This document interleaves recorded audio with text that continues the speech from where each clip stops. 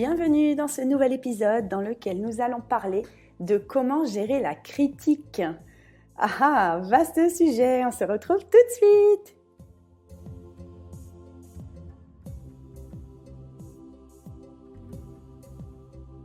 Tu as une vie à 100 à l'heure et tu souhaiterais enfin te libérer l'esprit? Tu souhaiterais faire de la place chez toi et de la place en toi? Tu es au bon endroit. Dans ce podcast, nous allons cheminer ensemble pour désencombrer nos vies. Je vais t'aider à diminuer ta charge mentale et à être aligné avec tes valeurs. Je partagerai également mes conseils pour réduire tes possessions, gérer tes finances, organiser ton temps et tes relations. Ensemble, incarnons l'idée que cette course folle au toujours plus ne peut plus durer. Incarnons l'idée que moins, c'est mieux. Désencombrer sa vie, c'est reprendre le contrôle et se libérer du temps pour des projets passionnants ou inavouables. Alors, durant ces quelques minutes en ta compagnie, je n'ai pas d'autre ambition que de partager mon expérience de coach en rangement et en organisation. Je suis Home Organizer, on m'appelle Tata Nadia et je te souhaite la bienvenue dans mon podcast.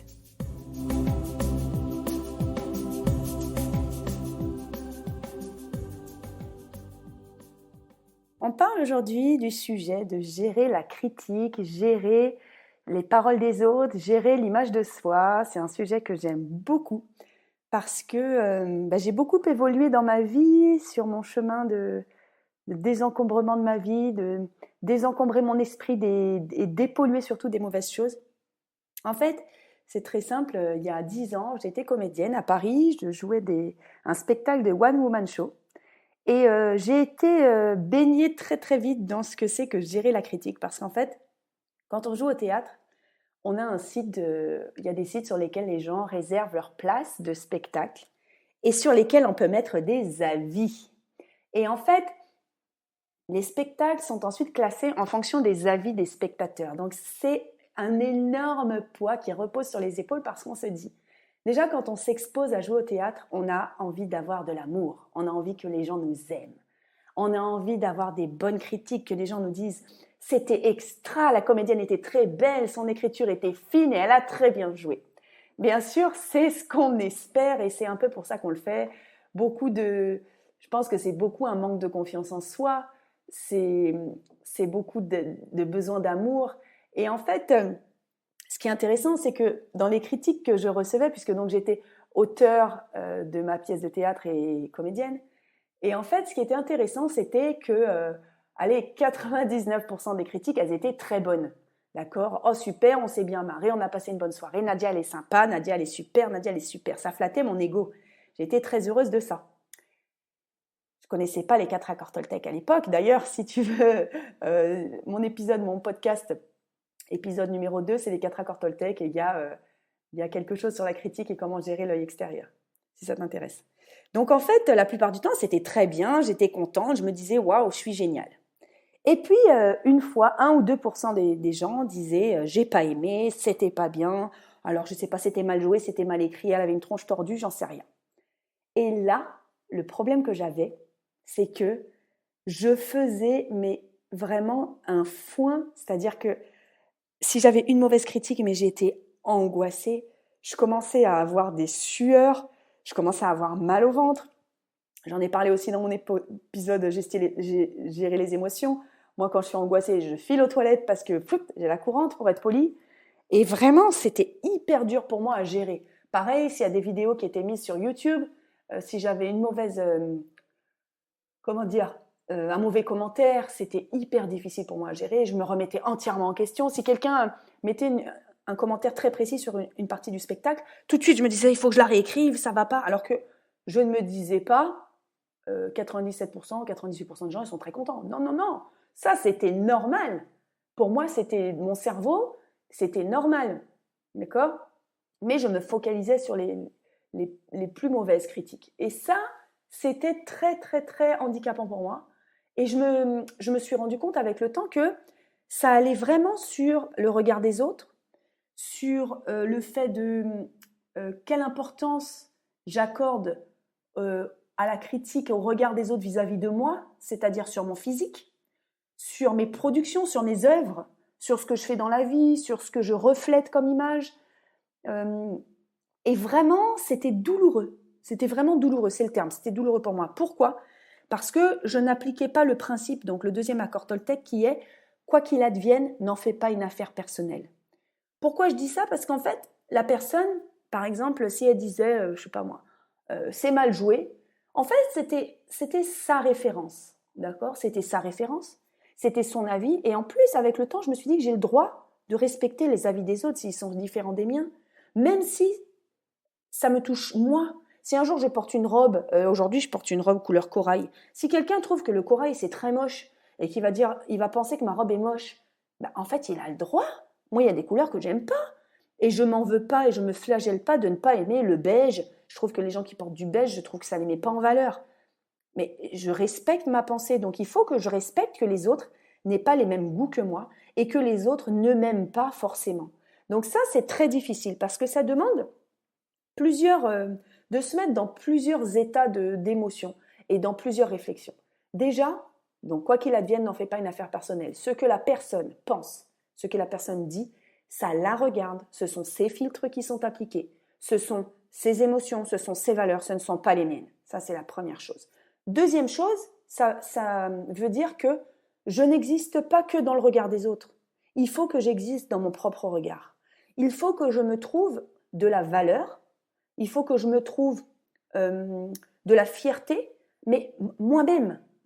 Aujourd'hui, quand je produis quelque chose, si je produis une œuvre, je vais me poser mes questions à moi-même. Est-ce que j'ai donné mon maximum ? Est-ce que j'ai fait de mon mieux, ni plus ni moins ?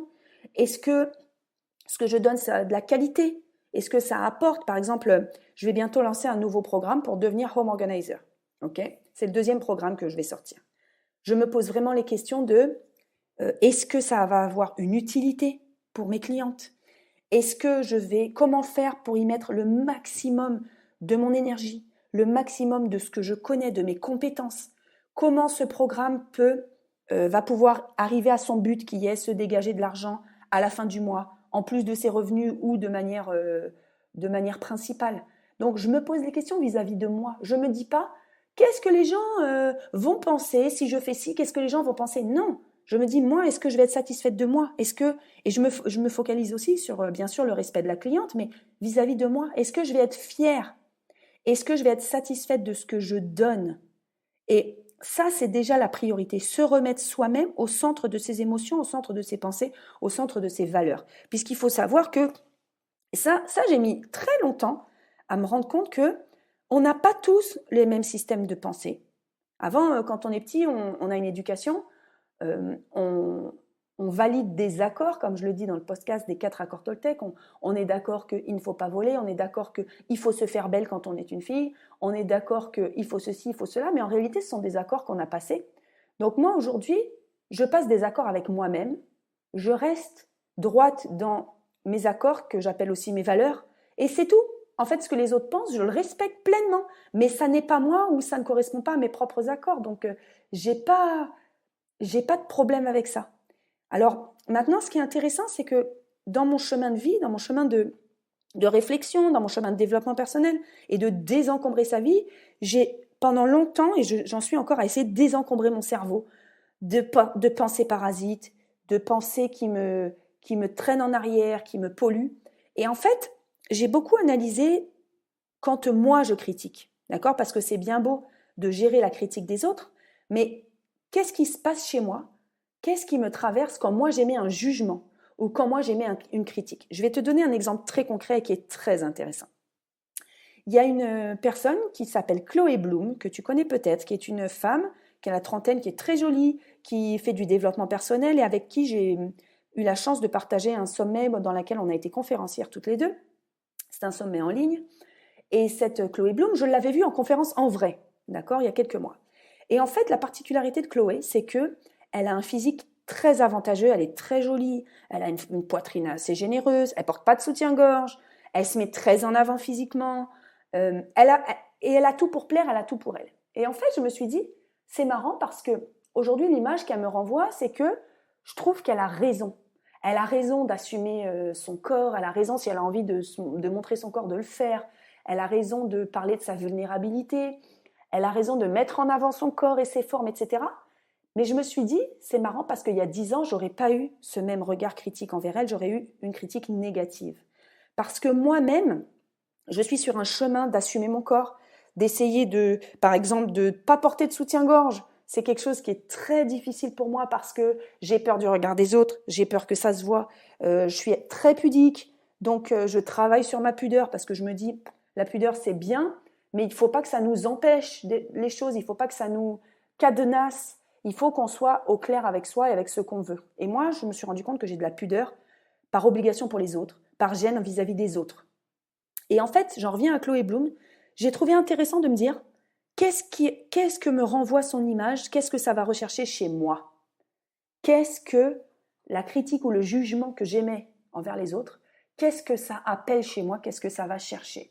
Et je trouve que c'est intéressant de se poser la question de la critique de ce point de vue-là. C'est-à-dire que parfois, on va dire, moi je me rappelle avoir entendu des commentaires de gens ou de personnes qui émettaient des commentaires sur les personnes qui sont fortes, les personnes qui sont grosses, les femmes rondes. Qui, oh là là, comment elle s'habille celle-là? Oh là là, dis donc, ça ne la met pas en valeur, pourquoi elle met ça, franchement? Et moi, je me suis toujours dit, mais je comprends pas, en fait, chacun fait ce qu'il veut. Si tu as envie de porter des shorts ras les fesses, moi, c'est pas mon truc, je trouve pas que ça soit très beau. Mais je vais pas émettre un jugement, la personne, elle fait ce qu'elle veut, en fait. Moi, ça ne touche pas à ma liberté. Et quand j'étais jeune, j'ai eu la chance d'habiter un moment à Montréal. Et à Montréal, je me rappelle qu'il y avait des ados qui étaient très costauds, qui avaient des petits t-shirts très courts, on voyait leur ventre, elles avaient des bourrelets, elles avaient des piercings, elles avaient des shorts très courts. Et moi, je me disais, waouh, c'est génial, cette liberté qu'elle s'octroie, parce que moi, je ne m'octroyais pas cette liberté. En plus, j'étais très mince à l'époque. Bah, je suis encore mince. Et je me disais, purée, la fille, elle assume ses formes, elle assume ses rondeurs, elle assume son corps au-delà même des formes et des rondeurs, parce que pour moi, c'était pas une question de t'es grosse, t'as pas le droit, t'es maigre, t'as le droit. Enfin, c'est ridicule. En tout cas, à mes yeux, j'émets un jugement en disant c'est ridicule. Moi, je trouve ça ridicule, parce que pour moi, l'idéal, c'est de s'assumer, d'assumer son corps, d'assumer ses choix, d'assumer sa vie, tout court, peu importe l'aspect qu'on a. Parce que si on base tout notre bonheur, toute notre joie, toute notre vie sur notre aspect physique, enfin, je trouve que c'est quand même très réducteur. On est bien plus que notre physique. Je trouve que je suis bien plus que mon physique. Et je trouve que les personnes sont bien plus que leur physique. Donc en fait, pour moi, gérer la critique que l'on reçoit, c'est aussi pourquoi ça me touche tant. Et la critique que l'on émet, le jugement que l'on émet, c'est qu'est-ce que ça va chercher chez moi. Et tout ça, ce jugement, cette critique émise et reçue, c'est pour moi une question de confiance en soi, une question d'estime de soi, une question de l'image que l'on veut renvoyer. Moi, depuis quelques années, je me suis beaucoup affranchie des codes vestimentaires, de l'image que je veux renvoyer, c'est-à-dire que je suis minimaliste, je m'habille de manière très simple, je m'habille souvent de la même manière, je peux mettre le même pantalon toute la semaine, ça ne me gêne pas. J'ai peu d'habits, donc forcément les gens voient très régulièrement les habits que j'ai, et ça ne me pose aucun souci. Avant, j'étais tout le temps hyper pimpante, je mettais beaucoup d'accessoires, des boucles d'oreilles, des ceintures, des colliers, des bagues, des machins. Aujourd'hui, je mets très peu de bijoux. Je prends un vêtement, pof, voilà, c'est fait. Et je me dis, en fait, le jugement que les gens peuvent émettre, ou l'image ou la critique qu'ils pourraient émettre, en fait, je m'en fiche parce que j'estime que ma valeur, elle est à l'intérieur de moi. Et j'estime aussi que les gens qui pourraient émettre un jugement, ben en fait, non seulement j'en fais pas une affaire personnelle, deuxième affaire à Cortoltech, mais surtout, moi, j'ai une parole impeccable envers moi-même. C'est-à-dire que moi, je sais que j'ai de la valeur qui est au-delà des artifices que je peux porter. Ma valeur, elle est intrinsèque. Ma valeur, elle est elle est justement dans mes valeurs. Elle est dans les actes que je peux poser au quotidien, dans la vie que je mène, dans ce qui m'apporte de la joie, dans ma vie au quotidien. Elle est là pour moi, ma valeur. Et les gens qui connaissent ma valeur, les gens qui me connaissent vraiment, ils connaissent mes valeurs. Donc je me dis, ceux qui pourraient me juger pour autre chose, pouf, ben en fait, je m'en fiche complètement. Aujourd'hui, il faut savoir que sur YouTube, j'ai beaucoup de commentaires, j'ai des centaines et des centaines, si ce n'est des milliers de commentaires par mois. Je réponds individuellement à tous les commentaires que je reçois. Et toujours dans le lot, allez, 1% des commentaires, vraiment, j'en ai pas beaucoup. Depuis 1 an que j'ai ma chaîne YouTube, j'ai dû avoir 10 mauvais commentaires peut-être. Mais alors aujourd'hui, je me marre, mais j'adore les mauvais commentaires. Parce que ce qui me fait rire, c'est que j'y réponds en me disant, qu'est-ce que ça va chercher chez la personne? Qu'est-ce que ça va questionner chez la personne? Quand quelqu'un me dit non, je suis pas d'accord, ceci, cela et tout, je me dis Qu'est-ce qu'elle a, elle, comme problème, cette personne? Qu'est-ce que ça fait résonner chez elle pour qu'elle puisse se mettre à ce point dans cet état-là? Donc, en prenant ce principe, je réponds aux mauvais commentaires en essayant d'aller puiser ce qu'il y a derrière. Et souvent, mais alors 9 fois sur 10, ça se finit que la personne, ça devient ma copine. Parce que ce qui est rigolo, c'est que des fois, je réponds avec ironie et la personne ne comprend pas. Par exemple, une fois, il y en a un c'était un mec, il s'est lâché, je sais plus ce qu'il m'a dit, t'as plein de conneries et tout. Et moi, j'ai répondu, mais encore, point d'interrogation. Et le mec, il n'a pas compris ce que ça voulait dire. Il m'a dit, oui, parce que tata. Et puis il a enchaîné. Mais en fait, moi, c'était pour lui dire, écoute, tu me gaves, quoi. Tu me fatigues, vas-y, perds ton temps. Et le mec, il a perdu son temps et tout. Et on a eu un échange de 2-3 mails et il a 2-3 commentaires. Et en fait, il a vidé son sac. Je me suis dit, c'est quelqu'un qui est très en colère. Ça lui a fait du bien de vider son sac. C'était sur mes pages de commentaires. Mais en fait, après, il se fait insulter par tous les gens qui commentent et qui m'aiment bien. Donc, je me suis dit, il a gagné quoi? Peut-être ça l'a soulagé. Je le lui souhaite. Moi, ça m'a pas touché. Ça m'a pas fait de mal. Ça m'a pas touché au ventre. Ça m'a rien fait. Et voilà. J'étais ravie pour lui. Mais je me suis quand même dit, une fois, il y a quelqu'un qui m'a écrit un commentaire vraiment méchant. Et je lui ai répondu, je crois comprendre que tu manques d'amour. Je t'envoie plein d'amour et je te serre fort dans mes bras. Gros bisous. Oh, alors ça, c'est le mieux, c'est ce que j'aime faire, c'est envoyer de l'amour aux gens qui sont en colère et qui sont méchants. Et il m'a répondu, non, ça va très bien ici, merci, c'est tout. Tu vois, en fait, ça l'a calmé, il a dû se dire, putain, j'ai été complètement ridicule. Mais moi, j'aime, je me dis, j'envoie de l'amour aux gens qui sont en colère. Parce qu'ils ont besoin de câlins, ils ont besoin d'amour. Moi aussi, j'ai besoin de câlins, mais je suis pas en colère contre les gens. Et je vais redonner une anecdote, un exemple de commentaire que j'avais reçu. Je crois que j'en avais parlé dans une de mes vidéos YouTube. C'est une personne qui s'était indignée parce que pendant le confinement qu'il y avait eu au mois d'avril, je sais même plus quelle année, 2021, deuxième ou troisième ou 50e confinement, j'en sais rien. J'avais eu mes enfants 3 semaines à la maison, à plein temps. Le papa ne les avait pas pris et moi, j'avais pas pu tourner mes vidéos YouTube. Donc, j'avais demandé un service à mes voisins de me garder les enfants 1 heure et en 1 heure d'essayer de tourner 3 vidéos YouTube pour pas être en retard. Et quand j'avais dit ça dans la vidéo, il y a une dame qui m'avait grandement critiquée en me disant « c'est scandaleux de faire garder ses enfants alors qu'on est à la maison ». Et moi, j'avais répondu « je vois pas où est le mal, j'ai besoin de travailler, je les ai 24 heures sur 24, mes voisins sont des gens de confiance et je suis très heureuse de ça ». Et en fait, elle m'avait répondu « on ne sait jamais, les violences sexuelles, ça arrive, moi je confie jamais mes enfants ». Et en fait, ce qui s'est passé, c'est que cette personne, elle s'est remise dans son cas à elle s'est remise dans sa douleur à elle et dans peut-être ce qui lui est arrivé, je pense. Et donc, on a eu un échange là-dessus qui était très intéressant. Parce que déjà, je l'ai rassurée, je me suis dit, elle a eu la gentillesse de s'inquiéter pour mes enfants. D'autant que le sujet des abus sexuels, c'est un sujet qui est lourd et que je prends avec très grande considération, au vu de toutes les victimes que je connais autour de moi. Et je me suis dit, c'est drôle parce qu'elle est allée questionner quelque chose au fond d'elle. Elle ne confie pas ses enfants, elle s'est inquiétée pour les miens. Et je l'ai remerciée. Je lui ai dit, je te remercie de t'être inquiétée pour mes enfants, sache que tout s'est très bien passé, mes voisins sont de confiance, et je fais aussi très attention à ce sujet, à ce problème-là, je te remercie pour ta bienveillance. Et après, elle m'a dit, c'est super Nadia, tu vois, parce qu'il y a plein de gens qui ne se rendent pas compte, etc. Et elle m'a raconté un peu son histoire, et j'ai trouvé que c'était passionnant, parce qu'en fait, d'une critique que j'ai reçue, si j'avais juste dit, c'est une conne de quoi elle se mêle, je ne serais pas allée au fond des choses, j'aurais pas apporté de la bienveillance à cette personne et surtout, je me serais pas rendu compte que oui, c'était gentil. Finalement, sa critique, c'était gentil. C'était sur un sujet qui était bienveillant envers mes enfants. Et j'ai beaucoup apprécié cet échange.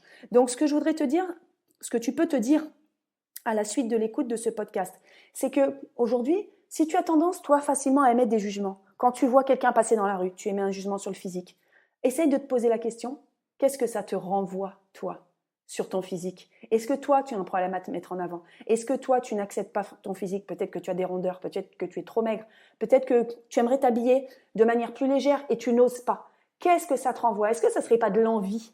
Moi, pendant longtemps, j'ai envié les nénettes qui s'habillaient avec des trucs hyper courts. Moi, j'ai toujours mis des mini-jupes, mais jamais en haut. J'aime pas montrer mon ventre, je monte jamais mon décolleté. J'aime pas montrer ni mes seins, ni rien. Enfin, voilà, je sais pas, c'est ma pudeur qui m'entraîne vers ça. Mais en même temps, aujourd'hui, les femmes qui le font, je me dis, c'est chouette. Elles ont raison si ça leur plaît. Et je me dis, pourquoi moi, je ne le fais pas? Et ça questionne des choses. Je suis pas prête à le faire et j'ai pas envie. Voilà, c'est clair que j'ai pas envie, mais au moins, je me pose la question. Donc toi, quand tu émets une critique, peut-être sur le physique de quelqu'un, pose-toi la question, qu'est-ce que ça renvoie chez toi? Est-ce que tu as un hyper-contrôle sur la bouffe? Est-ce que tu considères que les gens qui sont trop gros, ils savent pas se contrôler? Et dans ce cas-là, toi, tu as peut-être un problème de contrôle. Quand tu émets des critiques, par exemple, au travail, ou que tu entends des critiques sur toi, qu'est-ce que ça va chercher chez toi? Est-ce que tu manques de confiance? Est-ce que tu écoutes la critique parce que tu te dis, ils ont raison, c'est pas bien ce que je fais, je devrais me remettre en considération? Peut-être que tu devrais simplement plus t'écouter et plus te faire confiance et te dire, les gens, il y a peut-être aussi beaucoup de la jalousie, beaucoup de jalousie. Il y a beaucoup de gens, quand ils critiquent, c'est inconsciemment de la jalousie. Alors ils disent, bah non, je suis pas jalouse de cette personne, mais pourquoi tu la critiques? En fait, la personne pour laquelle on émet un jugement, en général, c'est parce qu'il y a de l'envie, il y a de la jalousie et ça va rechercher quelque chose chez nous. Donc, je t'encourage vraiment à te poser ces questions-là. À chaque fois que tu vas émettre une critique sur quelqu'un, ou même en pensée, hein, ne serait-ce qu'en pensée, tu vas chez quelqu'un, tu dis « Oh là là, quel bordel chez elle !» Bah, en fait, on s'en fout que ça soit le bordel, c'est pas chez toi. Moi, quand je vois du bordel, je me dis « Waouh, je vais avoir du boulot, je pourrais lui proposer mes services. » Moi, chez moi, je rentre chez moi, c'est pas en bordel, donc je vais pas juger le bazar des gens. Les gens, ils font ce qu'ils peuvent. Toi, si tu juges le bazar quand tu vas chez les gens, est-ce que tu n'as pas un hyper-contrôle sur le bazar chez toi? Est-ce que tu n'as pas un hyper-contrôle sur le rangement? Est-ce que d'ailleurs, tu n'en fais pas un peu trop et tu ne perds pas ton temps à ça alors que tu pourrais faire d'autres choses intéressantes?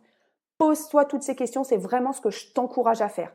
Gérer la critique, gérer les paroles, gérer le jugement, et ben ça sert vraiment à avancer dans sa vie.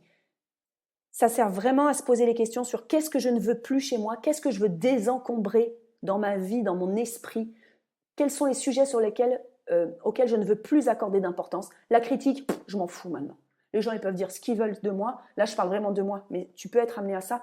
Ne plus te soucier du regard des autres. C'est hyper intéressant parce que s'affranchir du regard des autres, ça veut dire devenir soi, ça veut dire savoir qui l'on est, ça veut dire oser être qui l'on est et oser devenir qui l'on est, c'est tellement puissant, c'est tellement grand sur un chemin de vie, mais c'est extraordinaire. C'est ce que je souhaite à tout le monde.